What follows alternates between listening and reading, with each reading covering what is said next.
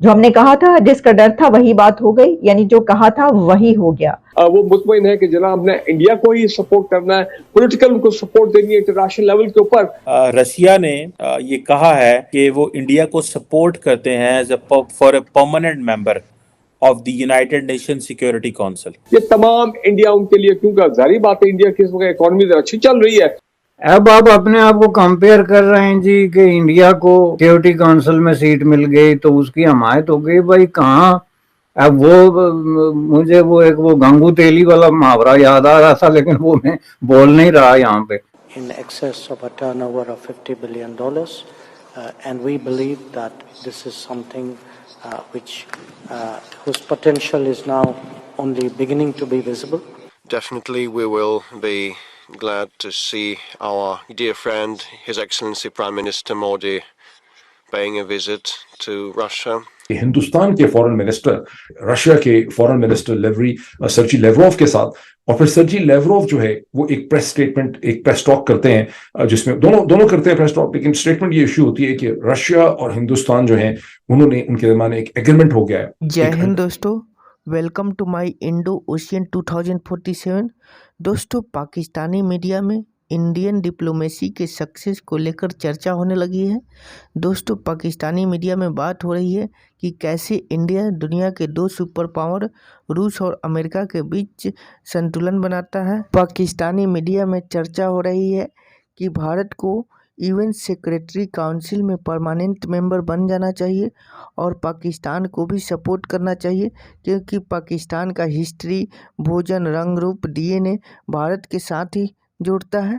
दोस्तों, वीडियो देखिए, चैनल को सब्सक्राइब करें, लाइक करें, शेयर करें। बाइडेन इंडिया में आके इंडियन पार्लियामेंट में खड़े होकर यही बात कहता है और रशिया भी यही कहता है कि दोनों पोल्स अपार्ट हैं पॉलिटिकली हर लिहाज से, लेकिन they have a consensus on India. हम पाकिस्तान दुनिया में पॉलिटिकल लाफिंग स्टॉक बन चुका हुआ है और हम एक लॉलेस रिपब्लिक बन चुके हुए हैं। सो वो दोनों तरफ की बातें आ रही हैं कि 75 साल की स्टोरी है कि रशिया और अमेरिका दोनों सपोर्ट करते हैं इंडिया को बीइंग अ परमानेंट मेंबर, और हम लड़ रहे हैं और एस्टैब्लिश कर रहे हैं, एक को जेल में डाल रहे हैं, दूसरे को निकाल रहे हैं, और हम अपना वो जो नेशनल कॉन्ट्रैक्ट है, जैसे सोशल कॉन्ट्रैक्ट है, उसी के अंदर कोहेजन नहीं है, स्टेबिलिटी नहीं है और फ्यूचर चीजें मुतारफ नहीं करा पा रहे।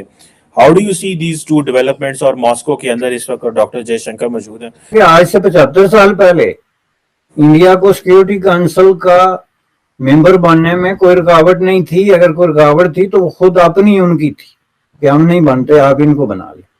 और यही वजह है कि शुरू में हिंद चीनी भाई भाई, और वो जो इतना एक पुरजोश किस्म का पूरा मामला था चीन और इंडिया के दरमियान, वो सारी चीजें अनटिल जो उनके दरमियान वार हो गई और मिसअंडरस्टैंडिंग्स हो गई, तो उसके पीछे यही पंडित जवाहरलाल नेहरू की पॉलिटिक्स थी। तो मैं समझता हूँ कि पाकिस्तान को ओपनली जो है तारीख में पहली दफा दिल पे पत्थर रख के तो इंडिया की हमायत में निकल के आ जाना चाहिए और बाकायदा स्टेटमेंट दे देनी चाहिए कि जनाब हम इंडिया की सिक्योरिटी काउंसिल में नशिस्त जो है उसको सपोर्ट करते हैं, जो कि इंडिया डिजर्व करता है, और इंडिया को सीट मिलती है तो हमें मिलती है। After all, at the end of the day, हम अपने कलर, इलाके, अपने हिस्टोरिकल बैकग्राउंड, बहुत सारी चीजों की वजह से तो बहरहाल उसका हमें भी तो, हमारी इज्जत में भी तो इजाफा होगा ना जी। क्योंकि इंडिया ने बहुत बड़ी फ्लाइट जो है, एक बहुत बड़ा जंप जो है डेमोक्रेसी के मैदान में लिया और ना सिर्फ ये कि अपने आप को मनवाया, बल्कि अपने आप को दुनिया की सबसे बड़ी डेमोक्रेसी के तौर पे मनवा लिया, जिस पे इंडिया अर्जेंटाइन से लिथियम के लिए भी एक बहुत अहम डील कर रहा है। जो वर्ड उन्होंने बोले, उन्होंने कहा एक्सेप्शनल स्टेडीनेस और रिलेशनशिप ऑफ ग्रेट सेंटीमेंट। ये वर्ड्स थे डॉक्टर जयशंकर के ये हमारा एक एक्सेप्शनल रिलेशनशिप है और इसमें बड़े जज्बात हैं। तो ये इंसानी हुकूक की आलमी तंजीमें कहाँ सो रही हैं? कश्मीर में होता हुआ जुल्म किसी को नजर क्यों नहीं आ रहा? ये तमाम इंडिया उनके लिए, क्योंकि जाहिर बात है इंडिया की इस वक्त इकोनॉमी अच्छी चल रही है, तो वो तो और भी ज्यादा वो मुतमईन है कि जनाब ने इंडिया को ही सपोर्ट करना है, उन्हीं को इक्विप करना है, उन्हीं को पॉलिटिकल उनको सपोर्ट देनी है इंटरनेशनल लेवल के ऊपर। और कोई ऐसी चीज अगर कश्मीर के हवाले से आती है resolution United Nation Security council में, तो उसको उन्होंने वीटो कर बहुत दिया। इंपॉर्टेंट डेवलपमेंट है, क्योंकि हिंदुस्तान के मल्टी डायमेंशनल स्ट्रेटेजिक रिलेशनशिप हैं अमेरिका के साथ। वो वहां से भी जॉइंट डिफेंस प्रोडक्शन की कोशिश उनकी हो रही है, शायद हो भी रही है वहां पे, कि अमेरिका के जहाज मैन्युफैक्चर हों, वेपन सिस्टम मैन्युफैक्चर हों हिंदुस्तान के अंदर। यूरोप के साथ भी उनकी, फ्रांस के साथ भी ऐसी है। लेकिन अब रशिया के साथ उनकी जॉइंट डिफेंस प्रोडक्शन का एग्रीमेंट जो है वो हो गया है, और सर्जी लेवरोव ने उसका अनाउंस किया है। और सर्जी लेवरोव ने ये भी बताया कि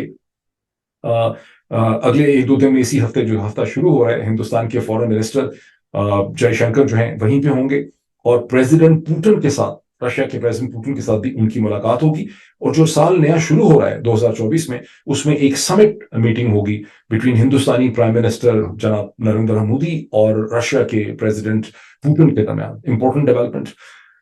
ज़हन में ये भी रखिए कि यूक्रेन की जंग के बाद से हिंदुस्तान ने अपनी बहुत ही कामयाब सक्सेसफुल डिप्लोमेसी की है, जिसमें उन्होंने एक तरफ तो अपना मल्टी डिमेंशनल वेस्ट रिलेशनशिप है उसको भी बरकरार रखा है। वो दुनिया के तमाम इंपॉर्टेंट जो फोरा हैं ट्रेड के हवाले से, स्ट्रेटेजिक जो फोरम्स हैं, वहां पर भी मौजूद हैं। और रशिया के साथ उनका जो ट्रेड है उसमें भी इजाफा हुआ है। रशिया एक कैश स्ट्रैप्ड इकोनॉमी है, मुश्किल में है।